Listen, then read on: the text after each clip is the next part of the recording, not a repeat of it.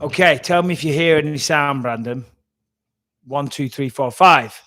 Yes, it's there. Oh, thank God.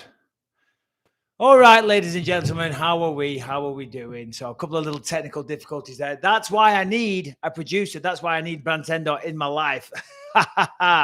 Thank you all for sticking with me. I know that was a little bit of an episode, bit of a thing going on, but you're all back. You're all jumping back in the chat, and I appreciate every single one of you. The subscribers on this channel are they're going through the roof, and it's all because of you guys. So thank you very much. Now, as I said, I'm going to be answering your questions today. Lots going on in the world of mixed martial arts. So when people have the questions, I will begin answering them. First question I want to answer is what is going on with my haircut? Because I do need a haircut. I just had a shower. I just worked out. I'm still sweating. But yeah, I'm going to get it taken care of pretty soon. Now, Jacob Hill says, love you, man. And what is your worst loss? What is my worst loss? Ooh, do you know what? The worst loss of my career, I was going to say Kelvin Gastelum, right? Because I took that last minute and I had no business being in there, but it's not really, fair play to him. I don't want to take anything away from Kelvin and the win that he got, So the worst loss of my career. Oh, easy. Tim Kennedy. Yeah, Tim Kennedy. I took that fight. I had, that was my first fight back after losing an eyeball. So I rushed back in, and it was a terrible fight for the fans, for everybody. Yeah, just an awful fight. And obviously I didn't win. So there you go. JJG says, so much for my old Ariel/Sharp question.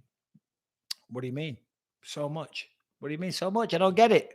There is a lot of beef going on, though, with Ariel and Sharp, isn't there? My God, I got to say, Ariel Helwani has absolutely 10-7 or knocked out Brendan Sharp in the first round, didn't he? My God, he came back with some very, very strong responses. I'm not too sure what's going on with all of that. I do know that, what was it? Brendan Sharp did a video saying something along the lines of that a lot of people that work with Ariel don't like working with him. I did see the quote. He said he doesn't play well with others. I'll say this. I've worked with Ariel many times at Fox, ESPN, UFC. I've worked with him in studio. I've worked with Ariel Helwani on the road. And I found him to be an absolute uber professional. I found him to be great to work with. I found him to be a great partner. And I actually took a lot of inspiration from him. He's a great guy. And to see him work and to see professionals operate like that, as I say, for me, is inspirational. Because when I started doing like the analyst stuff and the broadcasting stuff, I was still very much just a knucklehead. Do you know what I mean? So I was still picking, learning, seeing little things, how they do it, seeing how they do it over there and trying to develop my own style. So, the Dark Lord, Ron, says, are you friends with the Diaz brothers? Do you know what? I'm not friends with the Diaz brothers, but I know Nick a little bit. I don't have his phone number or anything like that. But I know Nick more than Nate. I will say I'm a fan of both of them. I love what the Diaz brothers bring to the table. I was so impressed with Nick Diaz last time out. You probably saw my video that I did on here about that.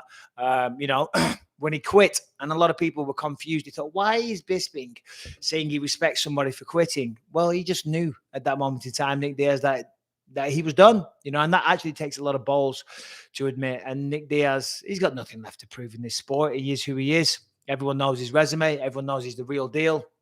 And the same with Nate. They're both fan favorites for a reason. Who doesn't love watching the Diaz brothers fight? So, yeah, there you go. I'll tell you what, I'm suffering with heartburn. Oh, my God, the worst goddamn heartburn all the time. Let me see. So, Jacob Hill. Is this Islam's division to run? So I'm talking, Jacob, you're talking about Islam Makhachev. And we're talking about the lightweight division. Well, of course, Khabib has retired. Charles Oliveira is the champion. Dustin Poirier is going to challenge. And of course, we do have Islam Makhachev waiting in the wings. He's working his way up. He's not in title contention yet, but he'll be there pretty soon, let's be honest. I don't know, to answer your question, is this Islam's division to run? Quite possibly. That's not really an answer. It's very much a sitting on the fence type of answer, but there you go. Quite possibly. I think he may possibly be the future champion. I do believe Dustin Poirier will be the champion after December, and I say that with the greatest of respect to Charles Oliveira. I just think it's Dustin's destiny. I really do think it's his destiny to be champion one day. Mr. Magoo says, where'd you go, Mr. Magoo? There we are. Hey, buddy, what was the high point and the low point of the tour? Birmingham was great. Glad you liked Rory's artwork. Oh, thank you. Rory's artwork was phenomenal. This young man did me a picture. The high point and the low point. I got to say, the tour just was incredible last week. For everyone that came out and supported, it just blew my mind. You know, I mean, I'm a fighter. I've turned doing a bit of podcasting and commentary and stuff like that. And I went out there in front of thousands of people and I was terrified. I was shitting my pants. I had extreme anxiety. And it was incredible. One of the best experiences of my life. I did 90 minutes on stage. In Manchester, there were 3,500 people. London was just incredible. And every night just kind of got better. Birmingham was insane. Manchester, there was 3,500 people. I was definitely shitting my pants for that one. Glasgow was, those fans up there, they were crazy, man. So, yeah, there was no low point. There was no, the only low point was getting out of bed because I wouldn't get to bed till like 4 a.m. every single night because the shows would finish around 11. Then there was a 2-hour meet and greet. Then there was a couple of beers. And then it was get to bed. And then I'm buzzing. I'm on a high. I wouldn't get to sleep till like 4 a.m. And then it was up out of bed at 8, 9, driving to the next place. So I guess that was the low point. But other than that, yeah, no low points, my friend. What a unforgettable experience. And I can't wait to do it again next year. We're coming back from round 2. So Brock Lemon says, hi, Mike. Do you think that UFC fans that boo during events should be banned for life and kicked out onto the cold pavement? Well, Brock Lemon, I understand your frustration, you know, but the reality is in professional sports, people are allowed to cheer. They're allowed to boo, you know. So I don't mind it if they boo. They're expressing how they feel. You know, the crowd is an important factor of live sports. You know, when you're doing well, they go crazy. They cheer. They make noise. When you're doing bad, they're entitled to boo. Certainly in a lot of team sports, you know, booing is part of it big time. In fact, Paddy the Baddy Pimblett, everyone's favorite scouser these days, he just got kicked out of a football match in the UK, in England, because he was cheering too much. That's because he was sat in the home or the away section. He was sat on the opposite side to where he should have been, basically. He was cheering too much and they threw him out. But no, to answer your question, Brock Lemon, I don't believe they should be thrown out. I believe it's part of live sports, but you got to keep it respectful. You know what I'm saying? All right. Raidu, Mike, what's your take on the Schwab Helwani beef? I just spoke about that, mate, with respect. I feel like Helwani kind of took him to task. I thought he did a good job. I've got nothing against Sharp. He's a nice enough guy. I don't know how that whole thing started. I don't know how Brian Callen got involved. I'm too busy to be watching their YouTube stuff, so I don't really know. I did see a little bit. Jacob Hill, thoughts on all these MMA guys in AEW?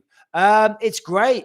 I mean, I'm not a wrestling fan. I don't enjoy, you know, professional wrestling, if you will. I don't understand it. I don't. I sit and I watch and I try and get Lucas, he's 11, to watch. And even Lucas isn't interested. I did enjoy, like, in the 80s, the WWF, yeah. You know, like Hulk Hogan and the Ultimate Warrior and what was he called? Hacksaw Jim Duggan, all those guys. Yeah, I liked it then when I was a kid. But as a grown man, I have no interest in seeing people play make-believe fighting. I don't understand the appeal, but certainly it has an appeal. I know I am on the outside. I know I'm in the minority. I see massive crowds of people, and I know people that are very smart, educated people, like some of my friends that love it. You know, so there's no judgment, but it's just not my thing. But seeing the guys from American Top Team being involved in AEW, yeah, I love it, man. Seeing Junior Dos Santos having another career after fighting is amazing. Seeing Masvidal and Paige Van Zandt and all these other people, you know, expanding their brand and being exposed to other fan bases and more people and obviously more opportunities to make money. I think that's incredible, you know, because the thing is, as fighters, we have a limited time. So I'm always for it, you know, seeing fighters do other things outside of the octagon and making money. So well done to all of them. Thanks for the question. JR says, hi, Mikey B. Just wanting to know if you'll be coming to Australia at some point. And what do you think of Khamzat? Do you see him winning the title soon? Well, JR, between you and me and everyone else watching here, yes, we will be bringing the tour to Australia and maybe New Zealand. I'm whispering because you got to keep it to yourself. Shh, don't say anything. But yes, that is the plan. Khamzat Chimaev, will he be champion? I don't know. Maybe. He's looking good so far. He had 2 good wins on Fight Island. Knocked out Gerald Meerschaert with the first punch that he threw. I mean, what more do you want? It doesn't get better than that. But is he a flash in the pan? Did he just have 3 good wins? You've got to continue going. He's got to fight against Li Jingliang next week on Fight Island. Li Jingliang is as tough as they come. He's a solid welterweight. He hits hard. He's fought and beaten really good competition. So that's a really, really solid matchup. And we know that Hamzat, he also had COVID, but he had what they call the long COVID as well. Apparently he was having problems with his lungs. So I hope he's fully recovered for that. But JR from Australia, thank you very much for the question. So what else have we got here, guys? Crad Broadfire says, all love and support, Mikey B. Thank you. Been following you and have been inspired by you for ages. Wishing you all the best in your endeavors. Wow, what a nice guy, Crad Broadfly. What a sweetheart you are. Thank you, sir. Let me see. I know there was a lot of people talking about the Believe You Me podcast, and a lot of people were concerned that it was going away. You might have saw we did do an episode yesterday. And, the sad reality is that Lewis is no longer part of the show, but the Believe You Me podcast will be going nowhere. We're going to rotate a lot of co-hosts going forward. We've got some great guests next week. We've got Renato Lamanja. We've got all kinds of people coming up, so don't worry. The Believe You Me podcast will be going nowhere. Now, where was that question? Jacob Hill says, is the term gatekeeper a fair one to use? It depends who it applies to, really, Jacob. But, I can't really say more than that. Alfie Fairman says, hey, Bisping, massive fan from Essex here. Can you shout out my mate Kane Penn? He's a top supporter of yours, and this will make his day. Kane Penn from Essex. Hope you're well, mate. Nice one. Thank you for the support. And Alfie Fairman, thank you for the support as well. But Kane, hope you're well, mate. Hope you're having a good week. Hope all your family is blessed. And there you go. There's your shout out, I guess. I mean, what more do you want me to say? Give me more info. I'll give a better shout out, but that's about all I can do right about now. So, so the podcast, I know a lot of people were up in arms about that, but as I say, it won't be going anywhere. We are sticking around. Hey, man, who would have won between a prime George St. Pierre or a prime Mike Itoris? I think that's a joke question, but I don't get it. John A says, hey, champ, huge fan. Any predictions on Chandler versus Gagey? John A, thank you for the question. Chandler versus Gagey, I mean, what a fight that is for one. I mean, come on, who's not excited for that one? Early prediction. I haven't seen too much of the training footage. I haven't seen the countdown. I haven't seen the press conference, anything like that. But I've got to go with my man Justin Gagey, the human highlight reel. I just think he's more tried and tested. I think he's fought better competition. I don't think Chandler will be able to take him down. Maybe he will, but more than likely he probably doesn't. And then the fight will remain on the feet. Michael Chandler can bang. This is not an easy fight for either man, but if you want me to give you a prediction, which is what you're asking for, then I'll say an early prediction. Justin Gagey, once again, come on, Justin Gagey is the fucking man. But you know what? I really, really like Michael Chandler. I was at the UFC Apex, and I walked in to use the sauna, and there's, I don't see very well, someone extremely ripped in excellent condition, putting me to shame with my little bit of flab around my belly. He's like, hey, Mike, how's it going? And I couldn't see too well. I'm like, who's that? And it was Michael Chandler. What a lovely guy. What an absolute sweetheart of a man. So, there you go. Alberto Baranano says, Bisping, you rock. Please say hello to Spain. Hola, Espanol. Hello, Spain. How are you? It's been a long time since I've been there. Used to go there quite a lot on family holidays. And Mimi says, Michael, are you intoxicated? I am not intoxicated, believe it or not, even though my hair looks like it. I am not intoxicated in the slightest. It's funny that, isn't it? Everyone thinks that I'm always fucking pissed. They always think I'm drunk. I don't really drink a lot. I know I have this reputation for being this big time drinker, but I mean, I like a beer, don't get me wrong, and I'll have a drink here and there. I do find it very relaxing, and it's a nice way to spend some time, but I'm not like an alcoholic or anything like that. So that whole myth has been perpetuated out of control.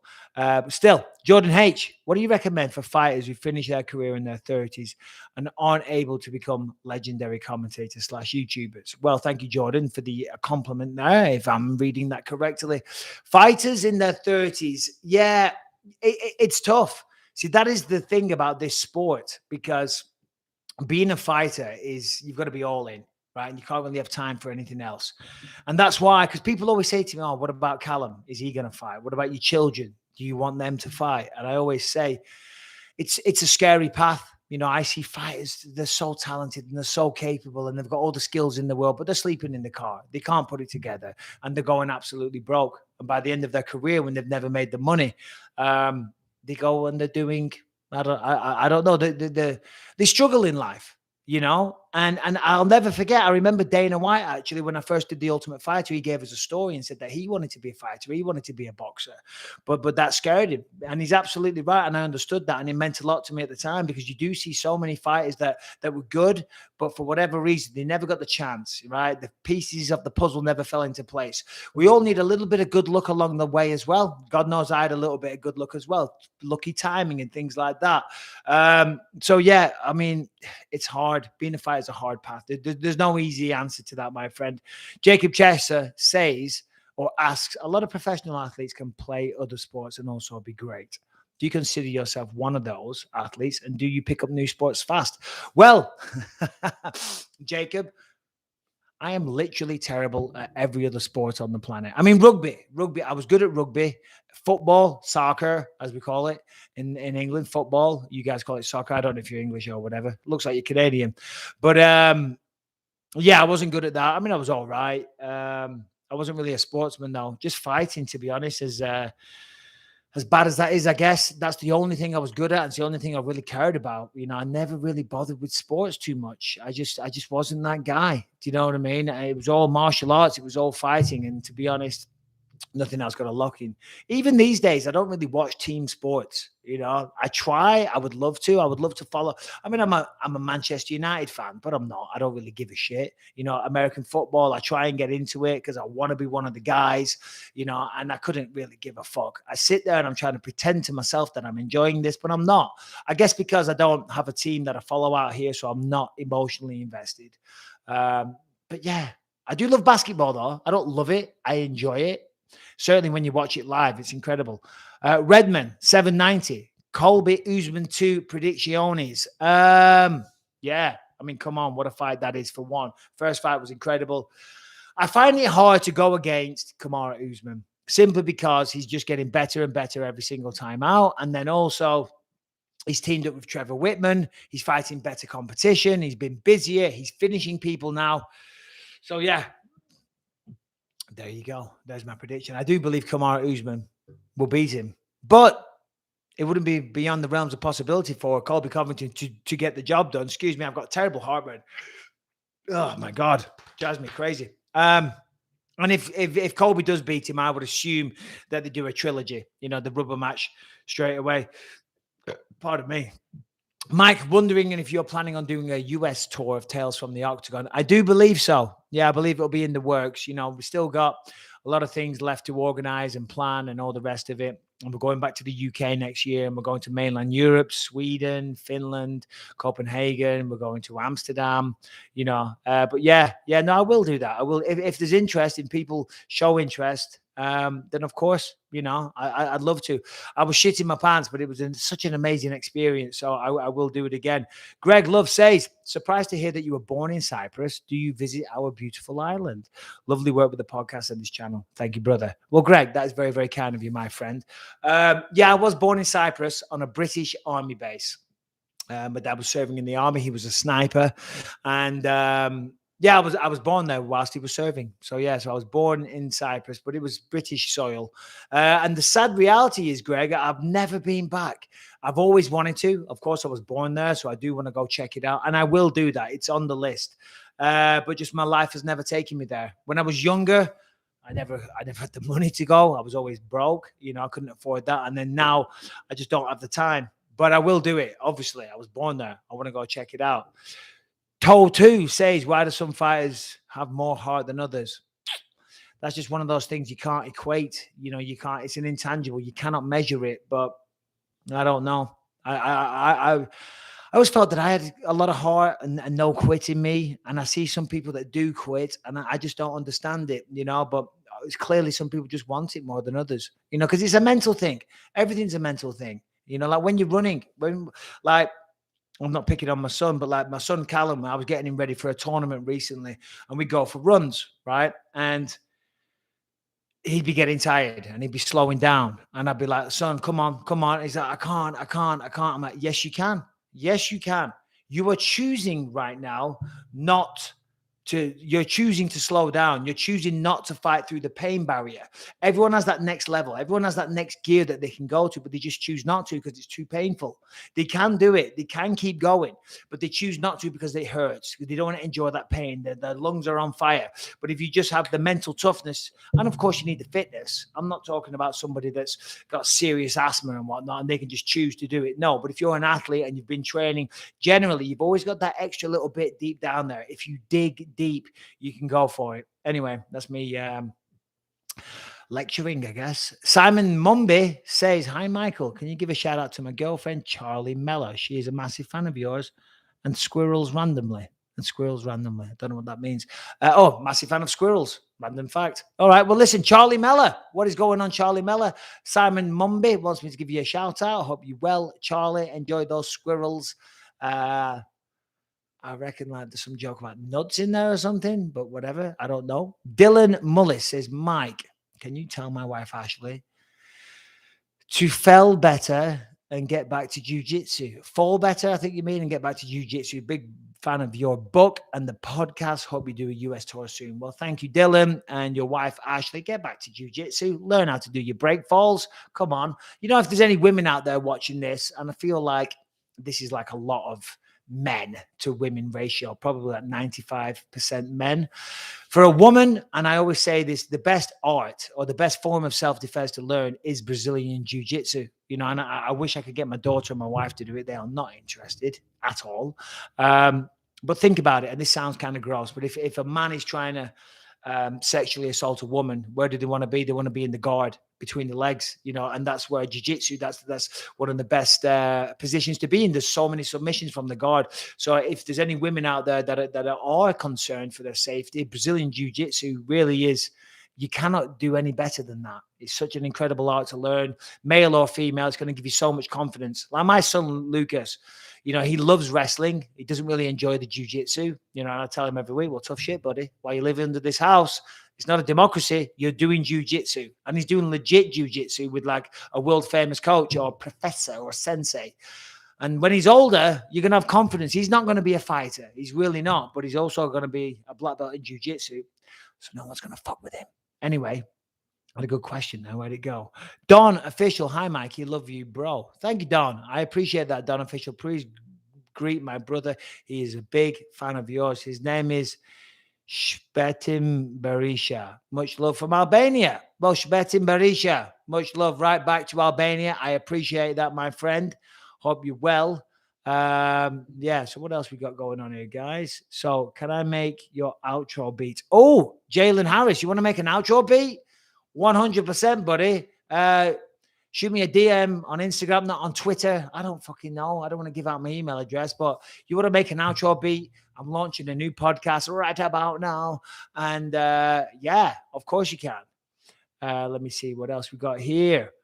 Okay. Harris Nadim, what's up, Mike? Where'd he go? Where'd he go? Where'd he go? Where'd he go? Hold on. I apologize. I'm not very good at this, guys. You've probably figured that out. What's up, Mike? If Jan and John Jones are ever to square up, who do you think Jan has a good chance of beating? Or do I think Jan has a good chance of beating John? That's a good question, because to say that Jan could beat John seems almost disrespectful to John when you look at the body of work that John Jones has had. But when you look at John Jones and his last few fights, to say that Jan Blachowicz couldn't beat John is also disrespectful to Jan Blachowicz. Let's remember, who was it? The last few, Dominic Reyes, Thiago Santos, you know, people thought that perhaps John Jones lost those fights, you know, and Blachowicz knocked out Reyes in fashion. Blachowicz is the real deal. He just beat Adesanya. So, yeah, anything's possible. Anything's possible. The reality is right now, Jan Blachowicz is the champion. He's a great champion, and I cannot wait for that fight with Glover Teixeira next week. So check that one out, guys. David Romero Victor says, Mike, any life tips on when you should break up relationships? Greetings from Brazil. Well, thank you, David. Well, it depends. Is it making you happy? Is it becoming bothersome? Is it impacting your life in a negative way? Right? And are the negatives outweighing the positives? I think it comes down to that. I guess if there's children involved, that's a different kettle of fish altogether. But yeah, does he or she make you happy? If they don't, then I'd say maybe that's time to walk away. You know what I'm saying? All right, no fear of water. Tell us the Luke Rockhold sparring story. Maybe a bonus Sean Strickland one. Well, if you want a Sean Strickland story, check out yesterday's episode of the Believe You Me podcast. We had Sean Strickland on as a guest, and he went off. He was an incredible guest.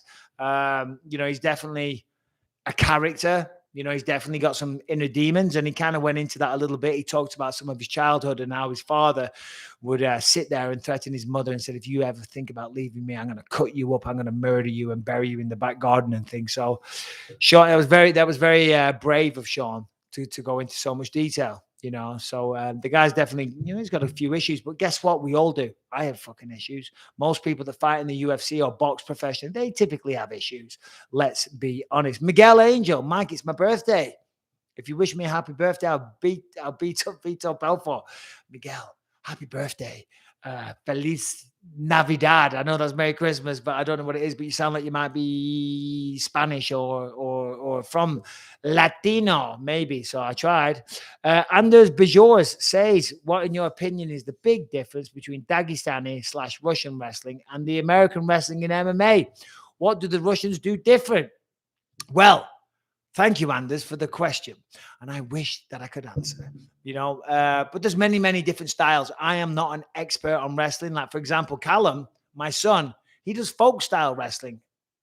Didn't even know there was a thing. I thought it was freestyle Greco-Roman. Of course, the Dagestanis and the rest, the Russians, they have their own spin on it. There's Bulgarian, there's Iranian.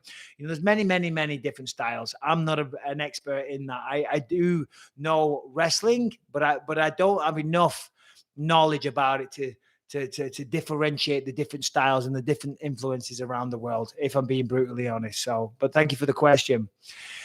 AV LMAO says the real BMF. Well, thank you, sir. I appreciate that. Brain Dead Kira says if fighters have their own sponsors on the shorts again, it would benefit new fighters massively. Let Venom have the tracksuits, but if the fighters have their sponsor shorts, hey, listen, absolutely, but I understand what you're saying, and I agree. It's great for fighters because it is another revenue stream. But the reality is, it is a private company. It's a UFC, and they get to call the shots. And I'll be honest, it did clean it up a little bit. Back in the day, I would have lots of different sponsors, and I'm not saying all sponsors were like this, but a lot of the time, I never got paid. Never got paid. Sometimes that was my management taking the money back in the day, and other times, it was just the sponsors not paying. For example, Fear the Fighter. I went a full year working for those guys and representing them. I did 3 fights and they never paid me. Never bloody paid me. So there you go. At least you get that. At least that's eradicated. What else have we got here, guys? All right, unpopular opinion I have. DC is better pound for pound than Khabib. Ooh, only lost the bones on the juice and became light heavyweight and champ. Interesting. I mean, DC is incredible. Let's be honest. If you look at the body of work that DC had, do you know what? That's actually a really good take. I like it. I'm not saying I agree 100%, but I do agree there's a conversation there. Daniel Cormier, the career he had, I think it was only John Jones, wasn't it? Twice, and both times on steroids. I mean, look what he did at heavyweight before he went down to light heavyweight at Strikeforce, the people he beat and the way he beat some people. Look what he did to Derek Lewis, made it look fucking easy, didn't he? So yeah, it's definitely a good point. Really is. I like that. Thank you very much for your question. All right, what do we have here? What else have we got to talk about, guys? Anything burning on your mind? Just want to say a big thank you to Brandtender, everybody, as well, because a lot of people they mention the the quality of the production, and we're actually building 2 more new sets. So we're gonna vary, because every time it's just this in the background. We're gonna mix things up so you got variety. You don't always want to sit and see me looking all moody, So we're gonna mix it up. Happy T says, do I own any cryptocurrency or stocks? Yes, I do. I believe crypto is the future. I have a few little pieces I have some Bitcoin, I have some Ethereum, I have USDT, I have some Timmy coin. Crypto is a very, very fascinating and interesting world. And I do believe eventually cash as we know it will become a thing of the past. It will be obsolete. In fact, you're already seeing it. Some places don't even accept cash, which is crazy. Cryptocurrency, a lot of people are afraid of it because a lot of the institutions, part of me, are afraid of it. But it's the future. It really is. Who's this? 770 Arborist Emergency Tree and Crane Service says, how does your glass eye move? How can you move it? I thought they couldn't move it. Okay, so if I look left, all right, you see it. Now when you take it out, hold on. When you take it out, you see, so there's that's the lens there. And it's this was hand painted. This is hand painted by a company, which is like 15 minutes from my house, believe it or not. And I went years driving all the way up to Pomona, which is about an hour's drive. And I would get these little lenses that you put in that had a fake eyeball on them, like a fake pupil and stuff. And it would try and balance it out. It looked fucking awful. It looked terrible. And then I went to a doctor and I said, because I was sick of looking like this. I was very self-conscious about it, believe it or not. And every time I was working on TV and film, I'm doing stuff on the UFC. I was working on Fox Sports, and I would go for auditions for acting parts. And I was so nervous. I was so self-conscious. And of course, people don't want, and then you're going for an audition. They don't want someone with a fucked up eye that looks like this, unless the script calls for someone with a messed up eye. So I went to a doctor one day and I said, listen, I've had enough of this. I want you to remove the eyeball and I'd like a glass eye just so I look normal. And they said, no, well, we don't want to do that. Excuse me, guys. They said, we don't want to do that. He said, because your eye's relatively healthy, it's not causing you any pain.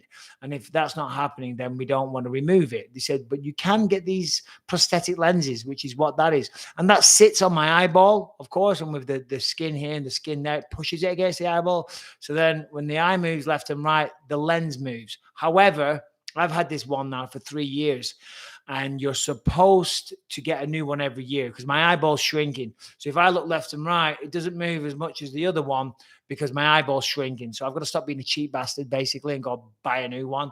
And I'll be honest, I've had this for 3 years.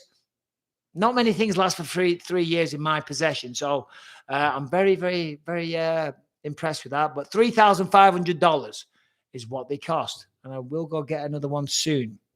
Okay, you took it out. You're awesome. Here's the tip for the demo. Well, thank you very, very much. I appreciate that. What else we got? Have you seen what the YouTuber Furious Maths Debater said about you on his podcast? I didn't. I'd like to know. Can you tell me? I'd really like to know. I just wanted to say, and this is Edward N. I just want to say I always learn so much about fighting from your analysis when you're on commentary. Well, thank you. I mean, that's what I try and do, because obviously I'm trying to educate. A lot of people don't understand the finer nuances, and I can't take all the credit. We have a tremendous production team, and Zach Candito's head of production, and he often gets in my ear, and he'll, less these days because I figured it out, but he'll say, okay, Michael, tell the audience, what would you do in this scenario? What do they need to do? And things like that. So we get guided. The UFC production team is unbelievable. It really is. They really do everything they can to assist us, and because they want us to give the best possible product. So we have so much assistance behind the scenes. They gather a lot of information. We have the fighter meetings every week. We get to sit down and talk with them. And I do believe that was John Anik that actually started though. So shout out John Anik. Adam Kenny says, what is my favorite band? Oh, I don't know. What's my favorite band? I want to give you an answer. I do like a lot of music. I have a very eclectic taste. Favorite band? Oh, Rebecca, what's my favorite band? Shall I get my wife on the live? I'm running out of things to say. Baby, you want to come and join and answer some questions? Why not? A favorite band? I don't know. I like, let's say, Pink Floyd. Paluka Palooza says, when does the documentary drop? It's a good question. It's been taking a long time, but it comes out next year, early next year. It's been a long time coming. I appreciate all the patience from everybody, but yeah, the documentary comes out next year, and you gotta love it. We got lots of star talent on there. We got, we got Vin Diesel, we got Mickey Rourke, we got Michael Jai White, we got Daniel Cormier, Dana White. The list goes on. Plenty of people talking about my career and things like that. And you get to learn a little bit about me, how I grew up, all that type of thing. So it's good. I'm happy with it. The reason it took so long is that I'm not a perfectionist, but I always thought we could do better. We could do better. So yeah, we kept. It was my fault. It was my fault. Jordan Camel says, currently in lockdown, gym's closed. I want to teach my 12-year-old jiu-jitsu, but don't know where to start. Any tips? Well, Jordan, do you know jiu-jitsu? Because if you do, then you start at the absolute basics. If you can get a little mat, maybe order a mat online if you can afford it, and start with some shrimping, things like that, and then you show him, a kimura. You show him the absolute basics, But good luck with it, and I hope your 12-year-old likes it. I think it's a tremendous thing for all children to do martial arts. It really is. It's so enriching for them. No Fear of Water, once again. Who is one person, past or present, you would have liked to fight?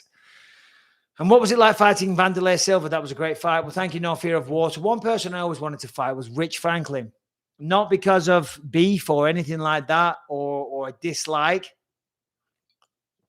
The exact opposite. I always had tremendous respect for Rich Franklin. I thought he was amazing. I thought he was a great champion. And he was the champion when I came to the UFC. So therefore, before Anderson Silva absolutely destroyed him on 2 occasions, he was the guy. So I wanted to fight him. And he always handled himself with class. Fighting Vanderlei Silva, that was kind of surreal as well, because I remember when I first started training mixed martial arts, I would watch videos of Vanderlei Silva in Pride and be like, wow, this guy's a fucking psychopath. And then before I knew it, I was fighting him down under in Australia. Guy's a dickhead. Vanderlei Silva's a dickhead of the highest proportion, I will say that. Fighting him was easy as well. I got robbed in that fight, I think, in my humble opinion. But still, it is what it is. It was a close fight. He's a legend of the sport. It was in a roundabout way still an honor to share the octagon with him and say that I did that. But I won't be DMing him anytime soon and saying, "What's up, Vanderlei?" No. Favorite Jimi Hendrix song? Oh, little shy on the old Jimi Hendrix knowledge, if I'm honest. Sul says, are the UFC planning to sign a 20-year-old Singaporean kickboxer Izuk Dik? Bro, come on. I mean, I like it. Are they looking to sign the Singaporean kickboxer Izuk Dik? He's got huge potential and he's coming off 10 straight wins in one. Well, I suck dick. Can fuck right off. Good one, though. I was expecting more of these, to be honest, after the last one. You guys got me good a few times. I like it, though. Let's see what we got here. Okay, so Scoy Boy, love your content and commentary. How big of a role did winning the UFC title play in the confidence, charisma that you have today? Oh, well, thank you, my friend. That's really kind of you to say. The confidence and charisma. I was always confident. I mean, I am and I'm not, because I'm actually, believe it or not, very self-conscious and a little, sometimes my self-esteem is in the highest, but you always make up for that by portraying yourself to be overconfident, But still, when it comes down to it, yeah, sure, I'm confident. I believe in myself. And when it comes to fighting, I knew I was always good. But in terms of charisma and stuff, yeah, I don't know. I certainly wasn't charismatic at school or anything like that. I certainly wasn't popular. Far from it, mate. Far from it. I didn't really have many friends when I was a kid till I started fighting people. And then all of a sudden people, Sopranos bounce. What's up? What's up, Sopranos? I'll be DJing at Sopranos. Their birthday party coming up in Burnley pretty soon. In Mode in Burnley. Burnley, of all places. Yep, going back to my roots. Zach Waiting says, which fight did you feel the best in? Flow state. Yeah, I know it straight away. Kung Lee. When I fought Kung Lee, it was my first win with one eye, and I felt great. I really did. That was one of the only times I really felt like I fought to the best of my ability. Fighters always talk about that. We rarely do. And I'm sure most sportsmen, like Jim Miller at the weekend, he had an amazing performance. And before we spoke to Jim, and even though he's had, I think it's 50 professional fights now. I mean, Jim Miller's such a veteran, such a legend of the game. But Jim Miller was always saying, because I asked him, why do you still do this after all this time? And he said, I'm looking for that perfect fight. I still don't feel I've had a great performance. I still don't feel I've had the best performance that I'm capable of, and I kind of get that what he's saying, because we never do. It's a very, very hard to think. It's a very hard thing to do. So yeah, there you go. Ever go through a fight camp day fasted? So I do intermittent fasting, and by the way, that is 0 cents. Thank you, Zero. I do intermittent fasting most days. Most days. I try and go to about 2 o'clock. Some days I don't. Some days I can't be arsed. Some days I'm just hungry and I say, screw it, I'm gonna have a sandwich. But a lot of the time I do now, and I've just kind of like trained myself now to where I don't really miss food in the morning. I remember I was out in England just before last Christmas, and my dad was like, Mike, come on, fucking breakfast. Mike, we've got to fry up. I'm like, Dad, I've just woke up. I don't really eat when I've just woke up, and I felt very rude and ignorant. But but I've never gone a full day. There's a bodybuilder called Mike O'Hearn who's an absolute beast, and he does 72-hour fasts, and apparently the health benefits are incredible. But I just don't have that kind of discipline, to be honest. And I don't want to. I don't want to go 3 days without eating. Let's be honest. I like to eat. It's good. Christian Rodriguez, what was your mindset before a fight? What got you pumping and ready for war? Well, every time it was the same, because you don't need much motivation, because when you sign on the dotted line and you're going to step into the octagon, you're going to fight, and people are going to try and knock you out. So there's all the motivation you need. But on top of that, the motivation in training camp to train and push yourself to the limit to be the best version of yourself, that comes from what you're trying to achieve. And what are you trying to achieve? Well, for me, it's easy to say, oh, I want to be world champion. No, not really. Of course, everyone wants to be the champ, right? Of course, that goes without saying. But I wanted financial security for myself and my family, for my wife and my children. That's what I wanted. And by becoming the champion, well, that's the highest height that you can get in this sport. So if you're the champ, of course, you're going to make the most money. So the two go hand in hand. But for me, it was always about financial security for my family, so that when I'm done fighting, that, I can still provide for them. I can still, give them the life that my beautiful wife and my children deserve. So thank you for the question, Christian. I appreciate that. Novin, what's the most hungover you've ever been? Dude, oh my God. Oh my God. Oh my God, I've had some bad hangovers. That's why I don't drink too much these days, because Jesus Christ, it's just not worth it. I can't do it. It fucking, it kills me. It lasts like 3 days. 3 days. If I have like an old school style piss up, yeah, we're talking 3 days, man. It's pretty bad. Hey, Mike, just wanted to show you support. I didn't have a question. Well, that's from Winter. Well, thank you, Winter. I appreciate the support right back. So hope you have a great day, my friend. Where'd that question go? Hold on. Orchestra BS says, is there a reason why you and Lewis didn't do one final send-off? And will he be a guest in the future? Appreciate the question. Reality is no. We kind of, grew apart over the years. We text today. But working together on the podcast, it was just becoming a little troublesome. We're like, I said it yesterday for a joke, but it's kind of like, when two people get together and they're both crazy, you have a lot of laughs, you have a lot of great times, but there's also a little bickering, a lot of arguments going on. And it sounds like such a cliche thing to say, but it's not worth it for my mental health. I've got so much going on. And me and Lewis, we had differences of opinions. We did. We had different ideas, and I wish him all the best. And there's no hard feelings. And that's why I've stayed on Gas Digital. I'm not trying to jeopardize Gas and their business model or anything like that. And first of all, they do a great job. So the podcast has stayed where it is. Harrington was the co-host yesterday, but Harrington's not going to be the co-host. There's going to be lots of different fighters, comedians. I'm going to just bring in a rotation of different people that are going to co-host with me. But I appreciate the question, and I wish Lewis all the best. All good things come to an end. You know what I'm saying? Much like this life, can't do this forever. But Sul says, Mike, who wins right now at 170? Bilal Muhammad or Nick Gurr?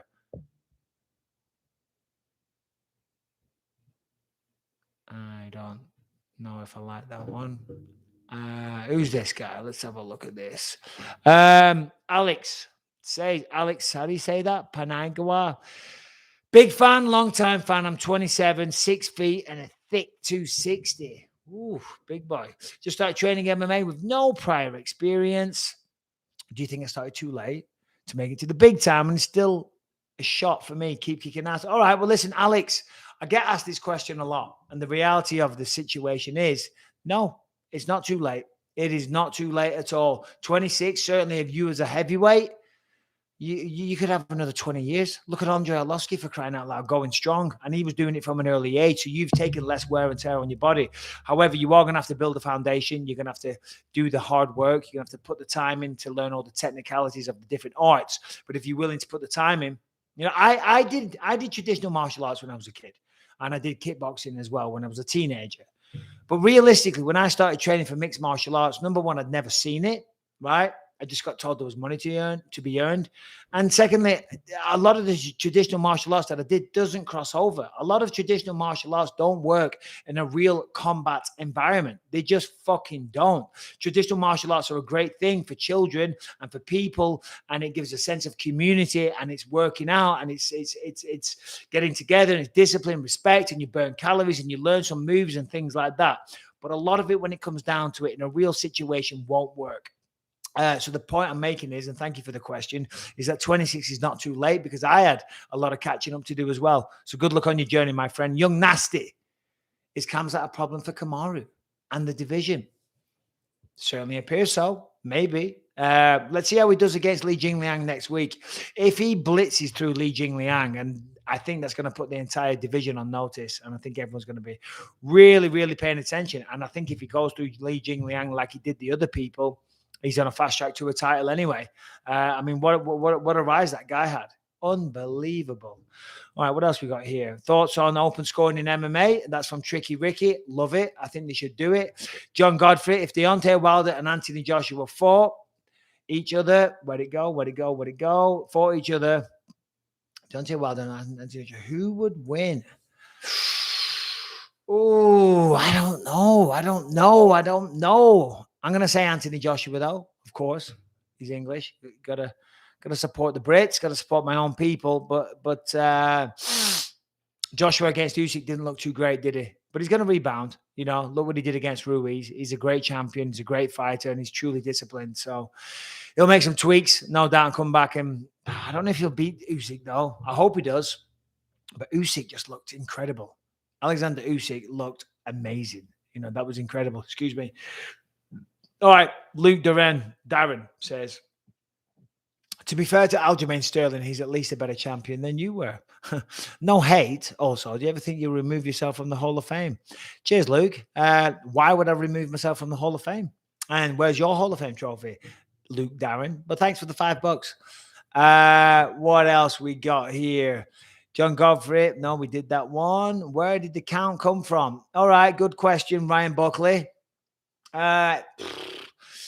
So if you go back to the Middle Ages in like 1300s, basically my family, my ancestors were counts and countesses, which is kind of like a European nobleman, like a lord or a lady or a sir, but back in medieval times, they would bestow the title of count. And my great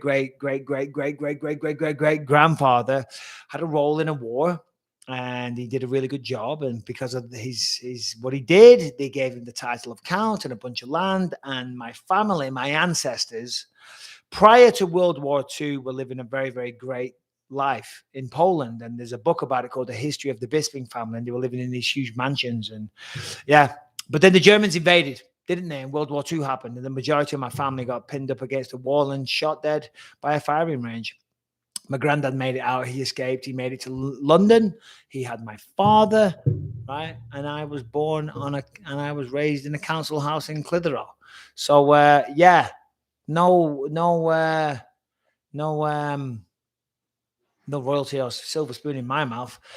Wyatt Stokey, who was the stinkiest fighter you fought before? It's got to be Tim Kennedy. He stunk, man. You can just look at his face and see that he stinks. Doesn't brush his teeth either. Apex, biggest robbery. You versus Sonnen or you versus Matt Hamill? Fair play. Listen, the Matt Hamill fight was close, and I was a little punk, and I didn't like Matt Hamill back in the day, but he's a great guy. We actually go back and forth on Twitter here and there. Wish Matt Hamill all the best, and that could have gone either way. But I was a little shit, weren't I? The Sonnen fight, again, could have gone either way, right? Anytime fights are close like that, you can't call it a robbery. that term gets thrown around all the time. The close fights, right? Close fights. Me and Sonnen were very close. Could have gone either way. Sonnen was actually very gracious. I asked Chael before they raised the hands. I said, "What do you think, Chael?" He said, "I think you got it, actually." And sure enough, they raised his hand. I always appreciated that honesty from Chael. But it is what it is. You know what I mean? All right, Brad the Impaler says, "The dirty Negroes." Oh, you fucking dickhead. Sorry about that, ladies and gentlemen. Winter, I hope the trolls stop bothering you, Mike. Right? Tell me about it. What would be your dream fight if weight class or time did not matter? What would be your dream fight if weight class? I mean, I appreciate the question, Winter, but I'm kind of like, I don't think like that anymore. What would be my dream fight? I'm just looking at this. Orchestra is a question. I appreciate the honest answer regarding BYM. We've got 3,000 people here. What's up, everybody? I appreciate you all being here. More plays, more dates on YouTube. He's reacted to your videos and discussed his PEDs on his channel. Okay, well, I appreciate that, mate. I'll check it out. What else we got here? Christian Rodriguez says, "What made you want to be an announcer for the UFC? Did you offer the job? Did they offer the job, or was it something that I requested or wanted?" Yeah, good question. So being a commentator for the UFC was never something that I ever thought about. I never thought I would ever be in such a privileged position. But of course, I moved out to America, and then I started getting a little bit of work on Fox Sports as an analyst. And by the way, before I got a shot on Fox Sports, I used to sit on my couch and watch all the people doing it and go, "Oh my God, they're terrible, they're terrible." It's different when you're sitting in the studio and you're on live TV. It is so much harder. But still, I was very lucky. The people at Fox Sports took their time with me because they used to say, Michael, we love the energy. And we think we love what you're saying, but we can't understand you. You're talking too fast." That's why a lot of the time people give me shit now for having a slight American twang. It's because on The Ultimate Fighter, when I was a contestant, they used to subtitle me. Now I work as a commentator because I tweaked my accent. Anyway, so I was doing the pre and post fight shows for many years. But, and then, I'd be lying if I said I didn't start thinking about commentary. I was thinking, wow, I would love to do that. And then Zach Andito, head of production, called me up one day and I did an audition for The Contender. And I got the part, and it all kind of started with The Contender and went from there. So, yeah, no, I'm very, very happy with that because being a commentator for the UFC, number one, the number one fight promotion that has ever existed. Do you know what I mean? And to be a part of that show is just mind blowing to me. So I thank you to the UFC and Dana White for all the opportunities. And as a former fighter, that is my expert subject. So to still be able to make a living from it is incredible. And also still being close to the action, that still allows me, that fix, that little bit of adrenaline, and I sit there now still wowed and blown away by people. I'm like, wow, look at what these men and women are doing. They must be out of their minds. They're crazy. And then I think, shit, I used to do that, so it's wild, but it certainly doesn't make me think about coming out of retirement because I still get that fix. So thank you for the question once more. Leo Barry says, "Hi, Mike. Could you shout out my beautiful first-degree black belt wife, Jennifer? We're an MMA family and have nothing but respect for your body of work." Well, thank you very much, Leo Barry and Jennifer. Congratulations on being a black belt. Congratulations on being married to Leo. Sounds like a great guy. All right, MSK. I got to start reading these questions first because there's some stupid shit going on. DJ Mikey B, how does it feel to be one of the only fighters to be name dropped in a rap song? Got 2 chains by My Diamonds Glistening. VV's hits like Bisping. Yeah. No, it is. There's a few actually. It is crazy. There's a few little rap songs and they've dropped my name in there, and I can only say thank you very much for stroking my ego and making me seem somewhat cool to my kids. You know what I mean? They won't give me too much credit, but who was it who said that? The VV's hit like Bisping? I forget now, but still. And then there's this other one. He actually did a tune called Bisping. It's actually called Bisping, dedicated to me. And yeah. Look, Mr. Bisping, I'm asking you, and this is Martin Emil. I'm asking for a Tales from the Octagon show in Belgium. If you say no, I'm going to send my bio boy Dylan Dennis to choke you out. Oh my God, isn't he just the biggest bell end you've ever met in your life, Dylan Dennis? Jesus Christ! How many corners does it take to beat a prime Overeem? It'd be like, is it Gulliver's Travels? Gulliver's Travels, or which one is it? And there's a big giant guy, and like there's thousands of millions of little tiny people and they're tying him down and stuff. That's what it'd be like, because Conor McGregor's very small and Alistair over him is a fucking giant of a man. Giant of a man. Your thoughts on Sean Strickland's trash talk? He's a psycho. He is a psycho, certified sociopath. Check out yesterday's Believe You Me podcast. But I actually respected him. He gave some color on his background and things like that, and you can kind of understand him. You know, he's honest. He's brutally honest. You might not agree with what he says, but at least he's being himself and he's not putting on an act or portraying to be something that he's not. And I guess, you know, if you don't agree with everything he says, which I certainly don't, but still, you got to respect his honesty. Mike on in 93. Hey, brother. Oh, is this Yoni Ben? Hey, brother, good to see you. I'm so glad to catch you live. Great noon, brother. My friend Nathan Levy fights next month. Hope you will commentate it. Yoni Ben 93. What's up, my man? Yeah, fingers crossed I will be. I'm not sure what date he fights. Tell me the date and I'll let you know. Luke Darren, I actually respect you. Oh, no, we did that one, Luke. You weren't very nice, were you? You didn't say very nice things at all, which I didn't appreciate. But still, all right, guys, we've got a few more coming in here, and then we'll call it a day. But I appreciate you all sticking with me. 3,000 people. There was 3,200 before. Osaf, who says, Mike, have you ever been to New Zealand? Any stories from your time there? I have been to New Zealand. I have. And on the way there, I went to Bali. Stopped off for 24 hours, 48 hours. And I got robbed. I got pickpocketed. It's a long story. In fact, I might do a YouTube video on it. But New Zealand was great. I went to Auckland. I competed in the 1995 World Jiu-Jitsu Championships. And I actually got a silver medal in the men's division at 16 years old after having a fucking nightmare of a trip. I was going through customs in Bali. And you have to have 6 months on your passport to enter the country. And my dad, you know, he dropped the ball. I only had 3 months on the passport, so they wouldn't let me into the country.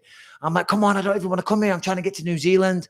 So then in the end, they made me sit at like the baggage desk where people come up when they've lost property and stuff. So I was sitting there, and then like I was getting involved, you know. More shows with Michael Bisping. Yes, 91%. Well, thank you guys. I appreciate that. 97% saying yes. Thank you very, very much. I like the lives. It's a lot of fun because I like doing the YouTube stuff and I like thinking about things to talk about. But then when we do the lives, you guys inspire me with so many questions, you know, and it gives me a lot of stuff to talk about. So yeah, New Zealand, I might do a video on that. But still, Adam Kenny, Tom Aspinall, will he be heavyweight champion? My money says yes. I think Tom Aspinall will be champ. In fact, the poll says, should I do more lives? 98%. How about that? Thank you very much. MSK, what is your thoughts on Gegard Mousasi? My thoughts on Gegard Mousasi are that he is an incredible fighter. I have tremendous respect. He's a great person. We were supposed to fight February 27th, 2016, but then on Christmas Eve, Dana White called me and switched up my opponent from Gegard to Anderson Silva. Of course, I wasn't going to miss that opportunity. But Gegard's incredible. I wish him nothing but the best. We were meant to fight a few times. He's good, man. He's so fucking good. It's crazy he was never the champ in the UFC. It's weird, isn't it? You know, but he's definitely got all the ability in the world. Oh, look at this. Rusty. I love you, man. From Preston. Hold on, where'd you go? I love you, man. I'm from Preston, not too far away. You've always been my fighter. Game like a true northerner. Enjoy retirement, bro. Rusty, thank you very much, mate. Oh, Preston is treating you well. Do you love Preston? You used to have a good night out in Preston. You used to do a bit of DJing down there as well. What was it called? Tokyo Joe's back in the day. Tokyo Joe's. Might have got kicked out of there a few times. Phil, whatever. Big up. Rusty from Preston. We just did that one. All right, here's a question about Conor McGregor. Yarusham Rishal. Do you think Conor McGregor will ever drop his tough guy and let his guard down and kind of be humble like Mike Tyson these days? I don't know. It's kind of his persona, isn't it? I think people are kind of coming to the end of the tether with Conor. Listen, he's great. He's incredible what he's done. But the antics lately are just kind of turning people off, I think. You know, whatever went on with the DJ at the weekend, the old guy, Machine Gun Kelly, Dustin Poirier and his wife, you know, it's getting old, isn't it? You know, he was an incredible fighter, insane. And he added so much excitement to the UFC. He did. And he was by far the most exciting fighter in the UFC. And there's a reason why he made so much money, you know, because he captivated the imagination. He really did. And everyone, you couldn't miss a Conor fight. You know, and he wasn't always my favorite person because he talked a bit of shit. To me, directly via Instagram, Twitter. But still, I would never miss his fucking fights because the electricity he would bring, it was unexplainable. It really was. But now he's just kind of acting like a little prick, Simple as that. He's acting like a total little dickhead, let's be honest. All right, Isaac Jameson was the hardest fight of your career. Did I not do that one already? I think I did, Isaac. If I didn't, hardest fight in my career. It's not really a sexy answer, but Matt Hamill was a tough one because I remember I walked out there and I thought I was going to kick his ass, and I walked out all calm. I was waving at my wife and saying hello to Dana White and stuff, and I thought just be nice and calm, and then all of a sudden he had me in a fucking front headlock, and he's like dish, dish, dish, dish, smacking me in the head, right? Blood's pouring out my nose. I'm like, this is not going to plan. So that was a tough one. Who's this? Raul Singh. Oh, hello, mate. Shame all my questions got lost in the chat, but stay safe, champ. Love to you and your family. Hoping to catch more live chat. Raul Singh, I appreciate that, my friend. Thank you very much. I remember your name from last time. Hope you're well. Hope life is treating you good. And wherever you are in the world, sending my sincerest and warmest regards. Take care, my friend. No memories from Cyprus, unfortunately. Strictly says, Michael, I see you had Chasing Status and guys like Steve-O at your London show. Will there be scope for guests like these on the podcast? And will it be fighters and the like? See you at Sopranos. Well, Strictly, I'll see you at Sopranos. Yeah, man. Chasing Status, they're fucking awesome. If you don't know them, if you're not British or you're not into drum and bass or that kind of music, they're an amazing drum and bass act out of the UK. And they very kindly came to my shows and supported. Yeah, they're incredible. And Steve-O, the Madman, was there. We had a lot of cool people at the London show. I was very, very blessed. Of course, we had Michael Venom Page coming out as well. So, yeah. Max Grillo, I've heard you calling my boy Marvin's fight. Give him some good advice. Come to Quattro. I am coming to Quattro. In fact, I think I remember you. Is your dad Dominico? I was texting him this morning, actually. Quattro, Orange County at the South Coast Plaza Mall. What a restaurant that is. I can't give Marvin any advice because I'm commentating. And when I'm commentating, I've got to stay impartial. You know what I mean? But may the best man win. But what a fight that is. Marvin Vittori, Paulo Costa. I mean, come on. That's a hell of a fight. Well, guys, listen, I'm going to wrap it up in a minute. We've been doing an hour and 2 minutes. So I thank you all. I mean, look at this. Let's do a few of these. What's your favorite part of prepping for a weekend's commentary duties? That comes from Sam Bedford. Well, Sam, it's a lot of work, the prep into commentary, the preparation for commentary. It's a long process. It really is. And I do enjoy it. See, the thing is, I like to give the first fight on the prelims the same kind of respect as the main event, because for them, in their mind, this is the main event. If they're making their UFC debut, they've waited their entire life to get to this moment. So you got to give them the same respect. So it's challenging because sometimes finding information on them can be tough. And it's a very, very long process, but it is a necessary part of the job. You have to do it. You have to do the research. You have to give these guys Maluka Business says, Michael, can you give a shout out to Moira Romero? What up, Moira? All right. Daniel Haynes, UK Gratings. I vaguely remember you saying your eye was caused by a drunken nunchucks incident and not, as many believe, by Vito Belfort. Am I going mad? You are going mad, my friend. Drunken nunchucks incident. I mean, that sounds kind of cool, but no, it was definitely Vito Belfort. And yeah, there you go. More lives with Michael Bisping. The verdict is 95%. So we're going strong. All right, guys. At this point, I'm going to bid you farewell because we're going strong. And we want to end on a high. We don't want to end on a short point. We had over 3,000 people. Now we've got 2,800. That is still a lot of people. And it blows my mind. I'll be back. I'm going to do another one of these. I'm going to do one of these every week. So in the meantime, take care. I want to say a big thank you to Brantendo for being my trusted producer, making everything look good and sound good. Let's just throw a few rapid fire on these questions. I'll go through a quick. What's the most exciting currently active MMA fighter and boxers do you enjoy watching? Canelo. Hi, Mike. Please wish my mate Nathan a happy birthday and tell him he's a fat little fucker and tell him to get to the gym. Nathan, what up, bro?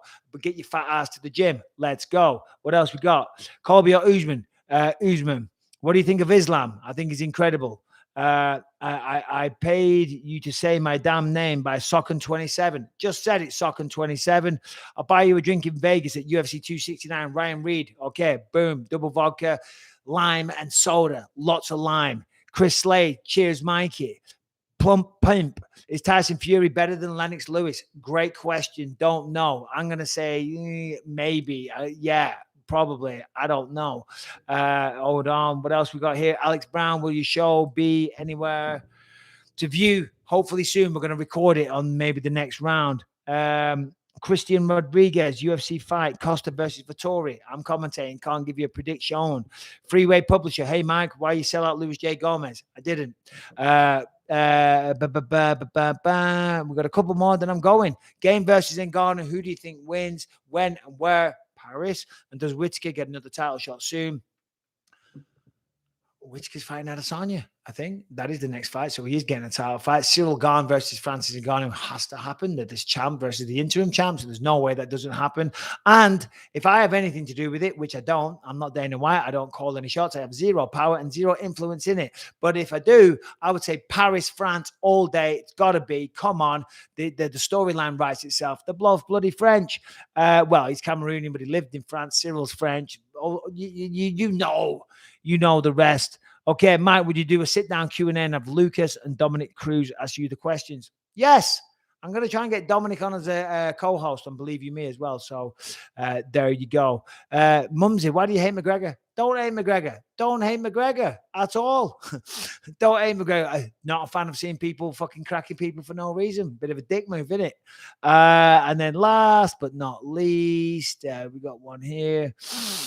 Is it not strange how there's no involvement about McGregor and his wife spoke about Conor not having the space to load up on his punches? It's still a no. So, no, it is. It is. That's a little weird how there's zero police involvement. It really is, you know? And the guy's pulling his lip down and this and that. It's like, come on, mate. But saying that some people aren't used to getting punched in the face. Because I said to my wife, I said, oh, that seems a bit sus. He's like showing his lip. Like, oh, look at me. You know, and Rebecca was like, well, hold on, Michael. Not everyone's used to getting punched in the face. When some people get punched in the face, maybe that's the first time it's ever happened to them. Maybe it's a shocking incident to them. Maybe they're just so not used to that. You know what I mean? I thought, yeah, you're right. It's a perspective I've never considered, because obviously we're knuckleheads, we're fighters, we're used to it. Getting punched to us is just another day. For some people, it's the most shocking thing to ever happen to them. So I kind of get it, but the lack of police involvement is also a little bit sus. You're right, but still, what do I know? Right, ladies and gentlemen, that's been an hour and 10 minutes. Much love. I can't thank you all enough for supporting my channel. It really blows my mind. The subscriptions have been through the absolute roof. If you haven't already, do subscribe, and please be sure to ring the bell. Me and Brand Tender were working on a lot of great content. If you've got any ideas for content you would like me to see, send me a message, send out a tweet, do whatever. Reach me in some way, shape, or form. We're going to recreate the hot ones at the weekend. We're going to do the chip challenge. Myself, Rebecca, and my daughter and my son. So you're going to see me make a fool of myself there.